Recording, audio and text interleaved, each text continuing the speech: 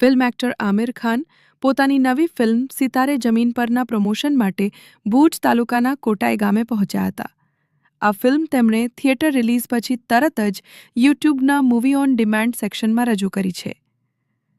ખાસ વાત એ છે કે આ ફિલ્મ કોઈ OTT પ્લેટફોર્મ પર નહીં, માત્ર યુટ્યુબ પર જ ઉપલબ્ધ છે. આમિરનું આ પગલું ભારતમાં સિનેમાને વધુ પહોંચનારું અને સસ્તું બનાવવાનો એક નવતર અને સાહસિક પ્રયાસ માનવામાં આવી રહ્યો છે. સિતારે જમીન પર ફિલ્મે થિયેટરમાં બ્લોકબસ્ટર સફળતા મેળવી હતી અને હવે આજથી આ ફિલ્મ યુટ્યુબ પર વિશ્વભરમાં રજૂ થઈ રહી છે. આમિર ખાન માને છે કે આ ફિલ્મ એવા લોકો સુધી ફિલ્મ પહોંચાડશે જે કોઈ કારણોસર સિનેમાઘરો સુધી નથી જઈ શકતા, તેમના સુધી ફિલ્મ પહોંચાડવા માટે આજે યુટ્યુબ પર फिल्म रिलीज कराए. तो मुझे बहुत खुशी हो रही है कि मैं यहाँ कोटे गांव में आया हूँ और जो लगान की पुरानी यादें हैं वो सब ताज़ा हो रही है. एक्चुअली ये ऐसे हुआ कि मेरी नई फिल्म आई है सितारे ज़मीं पर, और मुझे बहुत सालों से ये चिंता है कि जो हम लोग फिल्में बनाते हैं, क्योंकि हमारे थिएटर कम है ना, भारत बहुत विशाल देश है, तो थिएटर बड़े बड़े शहरों में ज़्यादा हैं, छोटे छोटे गांव में शहरों में थिएटर अपने पास है नहीं. तो गांव गांव तक हमने को पहुंचना चाहिए और छोटे शहरों में भी पहुंचना चाहिए, घर घर तक पहुंचना चाहिए, ऐसा मेरा सोचना था. तो इसलिए मैंने सोचा कि हम लोग थिएटर में तो लगाते हैं, अभी थिएटर में हमारा अच्छा धंधा हुआ, सब लोग को बहुत पसंद आई सितारे ज़मीं पर, बहुत हिट गई, लेकिन हर आदमी थिएटर तक पहुंच नहीं पाता क्योंकि थिएटर है ही नहीं नज़दीक और उसका कॉस्ट भी कभी कभी बहुत ज़्यादा हो जाता है. तो मुझे लगा कि हमको हर आदमी तक पहुंचना है, जनता तक पहुंचना है. हम लोग जो फिल्म बनाते हैं वो हर जनता तक पहुंचनी चाहिए और ऐसे दाम में पहुंचनी चाहिए कि उनको सूटेबल लगे, किफ़ायती दाम होना चाहिए, ईजी होना चाहिए. तो ये सोच के मैंने सोचा कि यूट्यूब जो है वो आज की डेट में बहुत बड़ा प्लेटफॉर्म है, हर आदमी के फ़ोन पे है, हर आदमी के डिवाइस पे है. अभी स्मार्ट टीवी भी आने लगे तो उसमें भी यूट्यूब है, तो सबके लिए बहुत ईजी हो जाता है. दूसरा, हमारी सरकार ने कुछ सालों पहले UPI का स्कीम लाया, उससे देश में बहुत फ़ायदा हुआ है क्योंकि अभी इलेक्ट्रॉनिक पेमेंट्स बहुत इजी हो गया है.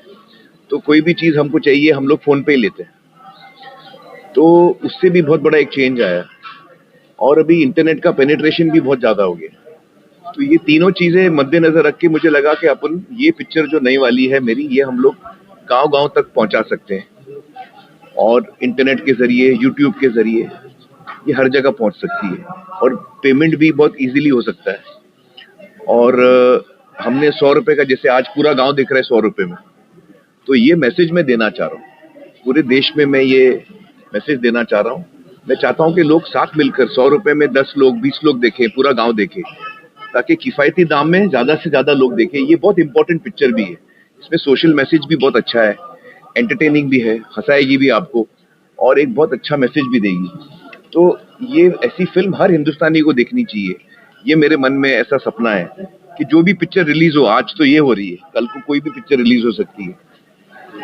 तो ये इसलिए मैंने सोचा कि मेरे को गांव में देखनी है ताकि पूरे इंडिया में ये मैसेज जाए कि भाई देखो, गांव में भी अपन पिक्चर देख सकते हैं. ये कोटा एक गांव में पहला दफा स्क्रीनिंग हुआ है ना, मतलब ये हिस्ट्री में, इतिहास में, इस गांव में, कोटाई गांव में, दानाबाई के गांव में पहली दफा स्क्रीनिंग हुई है. तो ऐसी स्क्रीनिंग हर देश के हर गांव में हो सकती है. तो ये सोच से मैंने इसको शुरू किया है. और जब मेरी टीम ने बोला कि आपको गांव में जाना है तो कौन से गांव में जाएंगे, तो मैं बोला कोटाई गांव में जाऊंगा, दानाबाई का गांव है, हम लोग उधर जाएंगे और पहली हमारी स्क्रीनिंग इधर होगी, कच्छ में होगी. तो ये सोच के आपने पूरे कच्छ को वर्ल्ड में पहुंचा दिया. जी, तो जी, ये भी आपका प्रेम है कच्छ के प्रति. जी. और ये जो आपने जो प्रयोग किया जी, उससे भी हमारा कच्छ वापस जो है पूरे विश्व में जा रहा है. बिल्कुल बिल्कुल. मुझे बहुत खुशी है. और कच्छ वाकई एक बहुत ही हिस्टोरिक जगह है. यहाँ के लोग जो हैं, हमने इतने गहरे संबंध बनाए हैं कच्छ में, जिसके साथ हमने यहाँ दानाबाई के साथ, उनके पूरे गांव वाले, सबका मैं चेहरे देख रहा हूँ तो मुझे खुशी हो रही है. इतने सालों बाद मैं सबको मिल रहा हूँ, तो मुझे बहुत अच्छा लग रहा है कि हम लोग ने ये जो फर्स्ट टाइम जो एक ऐतिहासिक चीज़ हो रही है वो यहाँ कच्छ में फर्स्ट टाइम कच्छ में हो रही है. और यहाँ से वो मैसेज जाएगा पूरे कंट्री में, पूरे वर्ल्ड में, कि अब इंडियन फिल्म, इंडियन सिनेमा गांव-गांव तक पहुंच सकता है। अगली फिल्म मैंने अभी डिसाइड नहीं की है कौन सी करूंगा मैं, लेकिन आमतौर पे मेरा जो टेस्ट है उसमें दोनों चीजें मिक्स होती हैं, मनोरंजन भी होता है और कुछ ना कुछ मैं समाज के बारे में बोलने की कोशिश करता हूँ जब भी मुझे मौका मिले। तो तारे ज़मीं पर भी आई थी, उसमें भी था। थ्री इडियट्स में एजुकेशन पे हमने बात की। तो हर दफा मैं कोशिश करता हूँ कि कुछ हम ऐसा भी टॉपिक लें जो समाज को भी कुछ सोचने को मिले। सर हम ऐसा मान नहीं नहीं, मूवी नहीं है। मैं आपको बताऊं, जब मेरी एक फिल्म की शूटिंग खत्म होती है ना, तो मैं क्या करता हूँ, मैं बाल बढ़ाने लगता हूँ और दाढ़ी और मूंछ भी बढ़ाने लगता हूँ। पूछो क्यों? क्योंकि अगला रोल कौन सा है मेरे को पता नहीं। उसमें दाढ़ी लगेगी, कितनी लंबी लगेगी, बाल कितने लंबे होने चाहिए। तो जब शूटिंग कंप्लीट होती है तो दूसरी शूटिंग कौन सी है मेरे को अभी तक पता नहीं, मैंने अभी तक डिसाइड नहीं किया है। तो फिर मैं बाल बढ़ाने लगता हूँ और मूंछ वूछ सब बढ़ाने लगता हूँ। सर इस पिक्चर में आप खास बात ऐसा क्या है? इस पिक्चर में इंसानियत है। इस पिक्चर में इंसानियत है। सर खास करके आज का दौर आप हम देख रहे हो कि थिएटर कई ऐसे बंद हो रहे जी, हैं, जहाँ मोबाइल आ चुका है, जी, थिएटर बंद हो रहे हैं, और आप सब समाज को मैसेज देते हो, अच्छी अच्छी मूवी लेके आते हो। आपने इसमें एक अच्छा मैसेज दिया है कि सबका अपना अपना नॉर्मल। जी, उस जी। मैसेज के बारे में आप क्या कहोगे? देखिए, जो हमने ये फिल्म बनाई इसी वजह से है क्योंकि हमको लगता है कि भगवान ने हम सबको बनाया है और जिसने भगवान ने आपको भी बनाया, आपको भी बनाया, मेरे को भी बनाया। और कुछ लोगों में कुछ हमको नजर आता है कि कुछ कमजोरी है और कुछ लोगों में कुछ हमको नजर आता है कि कुछ कमजोरी है, लेकिन हर आदमी में कमजोरी है। मेरे में भी कमजोरी है, आपको नजर नहीं आएगा। ऐसा कोई इंसान नहीं है पृथ्वी पे जिसकी कमजोरी नहीं है और ऐसा कोई इंसान नहीं है पृथ्वी में जिसमें ताकत नहीं है। कोई ना कोई खासियत हर आदमी में होती है। तो ये मैसेज फिल्म का यही है कि हमको भेदभाव नहीं करना चाहिए। जब कोई बच्चा पैदा होता है घर में, मानसिक तौर पे इंटेलेक्चुअली हो सकता है वो थोड़ा स्लो हो सकता है उसको कोई डिसेबिलिटी हो सकता है, लेकिन इसका मतलब ये नहीं कि हम उसको समाज से अलग रखें, उसकी जिंदगी बर्बाद हो जाए। ऐसा नहीं होना चाहिए। इसमें दो वजह है। एक तो जो बच्चा है, ये सब भगवान ने हम सबको बनाया, तो वो जिस घर में पैदा होता है तो उसको अलग रखते हैं। कोई उसको घर पे बुलाता नहीं है, कोई बर्थडे भी होता है तो उसको बुलाते नहीं है, उसको अलग अलग रखते हैं। बाकी के पेरेंट्स बोलते हैं भाई इसको दूर रखो। इससे वो बच्चे को तो तकलीफ होती है, लेकिन जो हमारे जो सपोज टू बी नॉर्मल बच्चे हैं, जिनमें कोई इंटेलेक्चुअल डिसेबिलिटी समझो नहीं है, इसमें उनका भी नुकसान है। क्योंकि जब हम इन बच्चों को अलग रखते हैं तो इनसे जो हमको सीखने को मिलता है वो हम मिस करते हैं। और डाउन सिंड्रोम, ऑटिस्टिक जो बच्चे होते हैं, डाउन सिंड्रोम के बच्चे बहुत मोहब्बती होते हैं, बहुत लविंग होते हैं वो आपको बहुत सारी चीजें सिखाते हैं। वो हमेशा खुश रहते हैं। हम में से कितने लोग हैं आज जो ये बोल सकते हैं कि मैं हमेशा खुश रहता हूं? तो उनसे हमको बहुत कुछ सीखने को है। जिंदगी में हर आदमी के पास कुछ ना कुछ उसको लगता है कि मैं और आगे जाऊं। ऐसा कोई आदमी नहीं है जो सेटिस्फाइड है, लेकिन ये सेटिस्फाइड है। इनको कोई बहुत खुश रहते हैं। ये दूसरा, ये आपको कभी हर्ट नहीं करेंगे क्योंकि इनके मन में प्योरिटी है, इनके मन में कोई नेगेटिव चीज नहीं आती। तो इनसे हमको बहुत कुछ सीखने को मिलता है। अब क्या है, बचपन से हम अपने बच्चों को भी अलग रखते हैं इनसे, तो हमारे बच्चे भी सीख नहीं पाते कि संवेदनशील कैसे होना चाहिए, सेंसिटिव कैसे होना चाहिए, किसी और बच्चे को हेल्प चाहिए तो अपन कैसे हेल्प कर सकते हैं। ये सब हम सीखते नहीं है। तो सारे बच्चों को हमेशा साथ में रहना चाहिए। हम सब, भगवान ने हम सबको बनाया है, हमारा क्या हक बनता है कि हम किसी को बोले आप मत आओ। तो ये फिल्म का ये मैसेज है कि सबका अपना अपना नॉर्मल, हम सब साथ में रहेंगे और एक दूसरे की हेल्प करेंगे। अभी तो समय कम है। जी जी आप डायरेक्टर भी हैं, अभिनेता भी हैं और पत्रकार भी हैं, सत्यमेव जयते हैं।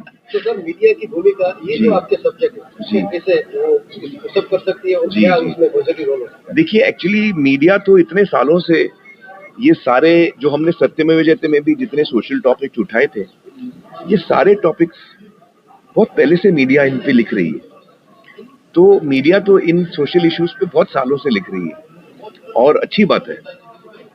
मुझे लगता है कि एज अ क्रिएटिव पर्सन मैं भी अगर फिल्म बनाऊं तो मनोरंजन लोगों का होना चाहिए 100%, लेकिन उसके साथ साथ कभी हम कुछ अच्छा टॉपिक भी ले सकते हैं जिससे अपने को सीखने को कुछ मिलता है। जैसे 3 इडियट्स में हमको एजुकेशन के बारे में समझ में आया, या ये फिल्म हमको बताती है सबका अपना अपना नॉर्मल। तो हर फिल्म, जैसे रंग दे बसंती थी, सरफरोश थी, हर फिल्म में हमको कुछ ना कुछ सीखने को मिलता है। तो मेरी कोशिश हमेशा ये रहती है कि मैं एंटरटेन भी करूं और हो सके तो कुछ अच्छी बात भी करूं अपनी पिक्चर में। तो इसमें भी हमने ऐसे ही करने की कोशिश की है। और देखिए, फिल्में तो बनते रहती हैं और आगे भी बनेंगी, लेकिन इतिहास में ये पहला दफा है कि आज की डेट में पूरा देश एक साथ, आप किधर भी हो, आपके पास इंटरनेट है, आप पिक्चर खोल के देख सकते हो। ये अभी तक वो मुमकिन नहीं था जो हम लोग ने कोशिश की है। सॉरी आपकी पिक्चरों का बहुत इंतजार रहता है, जी, लेकिन बहुत कम आती है। हाँ, नहीं, मेरे को टाइम लगता है पिक्चर करने में लेकिन मैं कोशिश करूंगा कि और जल्दी करूं। हाँ, एक्चुअली मैं कहूंगा कि ये फिल्म में जो 10 एक्टर हैं हमारे, वो people with intellectual disabilities, 10 actor हमारे ऐसे हैं। और हमने एक्टर लेके काम नहीं कराया, ये सब रियल है। जो उनकी तकलीफ है वो रियल है। तो पहली दफा हमने 10 लोगों के साथ काम किया जो पीपल विद इंटेलेक्चुअल डिसेबिलिटीज जिसको बोलते हैं। और आमतौर पे लोगों को लगेगा कि उनके साथ काम करने में थोड़ी दिक्कत होती है, आपको टाइम ज्यादा लगा होगा, काम में दिक्कत हुई होगी। लेकिन मैं आपको बोलना चाहता हूँ कि ऐसा कुछ नहीं हो, क्योंकि ये 10 के 10 इतने एक्साइटेड थे, अपनी सारी डायलॉग्स लर्न करके आते, सीख के आते थे, सेट पे आते थे, खुश थे। उनको काम करने का जो उत्साह उनका है वो अलग लेवल का है। कितनी बार रोए थे सर? तो मैं तो बहुत दफा रोया हूँ मैं जल्दी रोता हूँ, बहुत इमोशनल हूँ मैं। तो मुझे जो काम करने का मजा आया इन 10 लोगों के साथ, वो अद्भुत ही था और बहुत मैंने एंजॉय किया। इनके साथ बहुत कुछ सीखने को मिलता है अपने को। तो आमिर खान जी के लिए पत्रकार है, हमारे मेहमान